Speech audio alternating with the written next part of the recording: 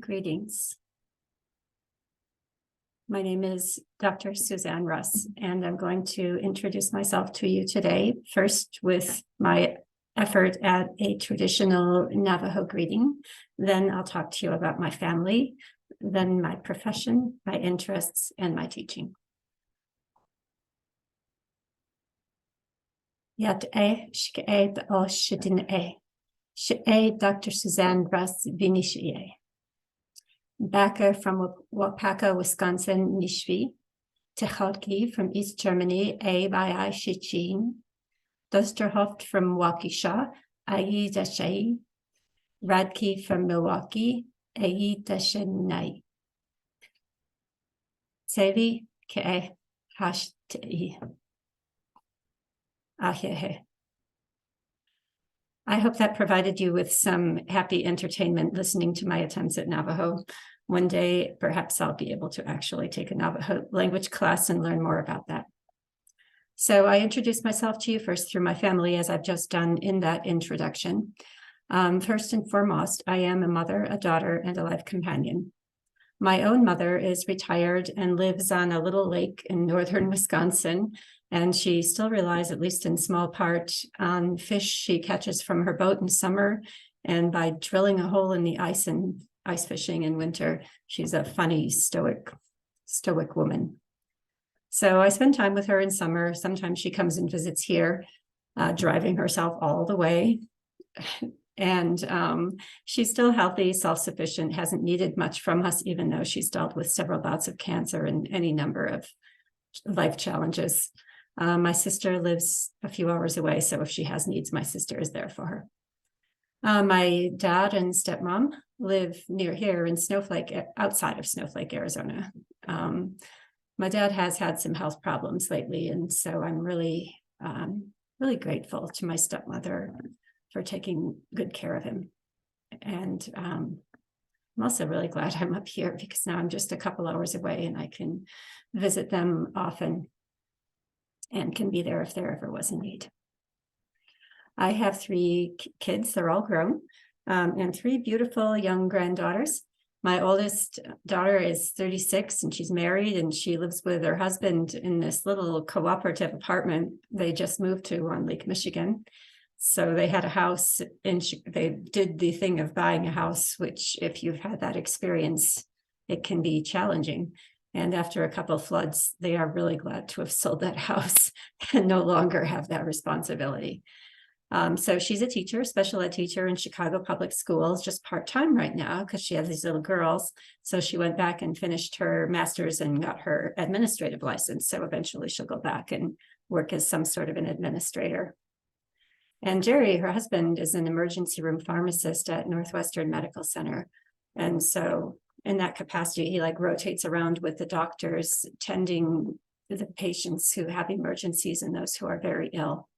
And so he had a lot of challenge and kind of pain during the COVID crisis. There were a lot of people struggling with that in Chicago. And then they're delightful girls. My first granddaughters are Magnolia and Ophelia. They're 5 and 3. They're lovely, really imaginative, very fun. And perhaps someday I'll live up there near them and be a bigger part of the girls' lives. My second is Ben. He's 32. Hard to believe that. He married Sua in May of 2020 in Korea, because she's Korean, and they had been there at the time. And last January, they had a baby girl, Bonet. And then Ben, they lived in Korea for about a year after that, but then Ben really wanted to get back to work, and his Korean wasn't good enough for him to work in Korea. And so he came back, and he has a job now in Chicago. And Sua came with him, but unfortunately her visa still hadn't come through, so she could only stay 90 days. So the baby and Sua went back to Korea, and just about a week ago, Sua's visa came through and she arrived in Chicago. So the family is reunited. And they live really close to Chicago. I mean, really close to, to just a couple blocks away from his sister Melody. So they do a lot of exchanges, which is really sweet. And interestingly, some of you have told me, you're raising your kids to be at least bilingual. One of you told me trilingual with several native languages along with English. And my granddaughter, all my granddaughters are going to be bilingual with Spanish, but my son met his wife, who is Korean, in Mexico City, where they were both studying Spanish.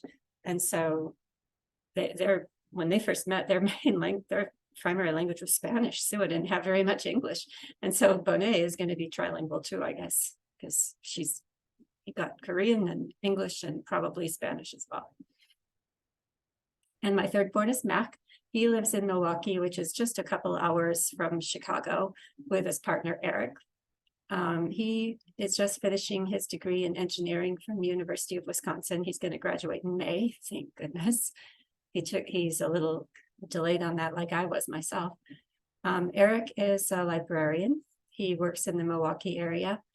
And the two of them are big gamers, like not just video games, but these kind of RPGs, I think they're called, role-playing games, where like kind of along the lines of Dungeons and Dragons, but not that one. That's like cards and boards. So they do a lot of that stuff too. I don't know very much about it. And they also do a lot of disc golfing and hiking and spending time outdoors. And my own personal interests, before I talk about profession, I guess they've changed throughout my life, as yours probably have too, but the ones that have been really consistent for me are intellectual curiosity and yoga, kind of meditation type practices, and hiking, like being outdoors in nature. That's where those are the things that are truest in my heart. And so my academic career suits me really well, because if you work in a job like this in a university, you have the chance every single minute of every day to extend your knowledge and your learning. It's beautiful. I also hike every day. I walk a couple hours with my two little dogs who came to me here in the Navajo Nation, but I've had dogs before, so I've always walked with dogs. And I mean, we get way out there. We spend a couple hours, and it's like every day at sunset. It's almost like a habit that's difficult for me to break. I've for so long walked with dogs at sunset. I someday hope to be a sunrise kind of walker, but so far I'm a sunset more kind of person. And then lastly, I've had this yoga and meditation practice 30 years. I started about the time my youngest child was born, and very, very avid, very active, a strong practice. But here I find, I can't really go to a group and practice yoga. So I find myself needing to work on my own self-discipline and do a better practice. So I started here. I'm a full-time faculty here at Dene College. I started here in 2020, but because of COVID, I did not move here until 2021. So I still also have my home in Tucson. Before this, I was a tenured professor at Dickinson State University in North Dakota. And I left, I got my master's from the University of Wisconsin and my PhD from the University of Minnesota.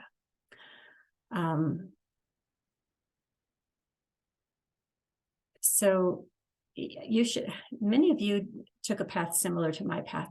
That is, you did not finish high school, go immediately to college, finish that degree, finish all the degrees you're going to, and then go on to your career.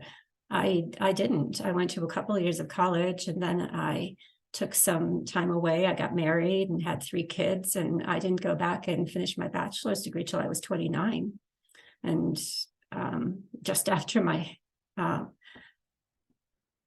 was 27. Just after my second son was born, I finished my degree and I started teaching. I became an elementary school teacher and I taught for 7 years. And then I left that career to go back to college and finish my master's. And then I worked as a research associate at the University of Wisconsin for another 7 years. And then during that time, while I was working as a research associate, I started back for my PhD at University of Minnesota, which I didn't finish until 2008. So I know that's a path some of you are taking too, kind of non-traditional. And so that same year, I took a professorship in North Dakota and lived and worked out there until 2018. And what happened is I had my sabbatical at University of Arizona. A sabbatical is, maybe you know, Dr. Ami has a sabbatical right now. It's to pursue an academic interest. And I wanted to pursue psychophysiology, the relation between psychology and the body. And so I went to University of Arizona in Tucson to study with a professor there. And that was a sabbatical. I didn't have to work that during that semester. And I really quite fell in love with this area. And it was near to my dad, who was starting to have health problems. And so that 3 years, I went back to North Dakota for 3 more years and worked there. But then in 2018, I thought my heart was torn and I thought I would come to Tucson. And I actually wanted to go back to school again to get a clinical license. But it sort of felt like once I actually put my foot on that path, it didn't feel like the right path anymore. Like I felt like I was kind of old at that point, and like just maybe it wasn't the right time to invest a lot in career, to take a seat from someone who was younger and have more time to devote to the career. But I also didn't want to go back to just a same old kind of place I had come from. And so when I saw this job up here at Dene College, I thought, what a beautiful opportunity for me to learn some of the rich wisdom of the Navajo people, as well as teach and offer what I can here. And so I'm very pleased to be here.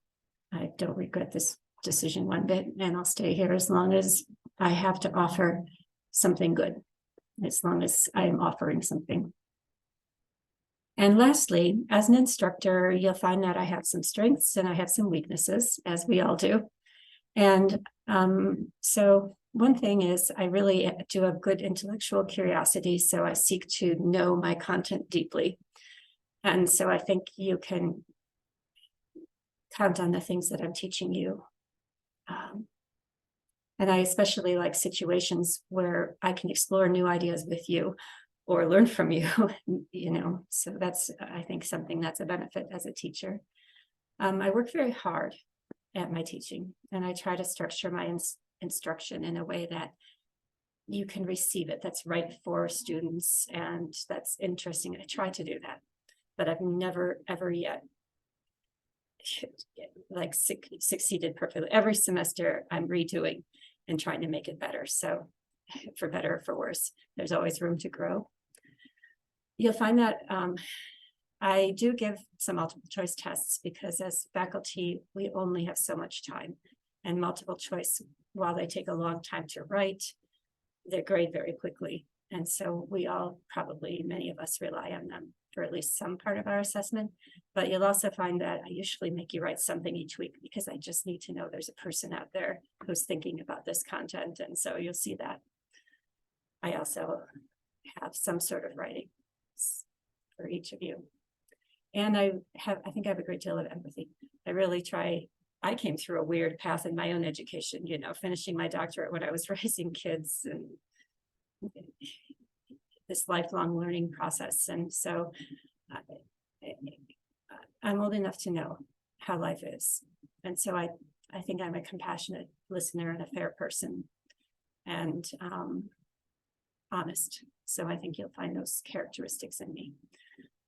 I think that there are many things that I can improve on, but the two that stand out most in my own mind are my tendency for introversion. Like I enjoy time alone and time to myself.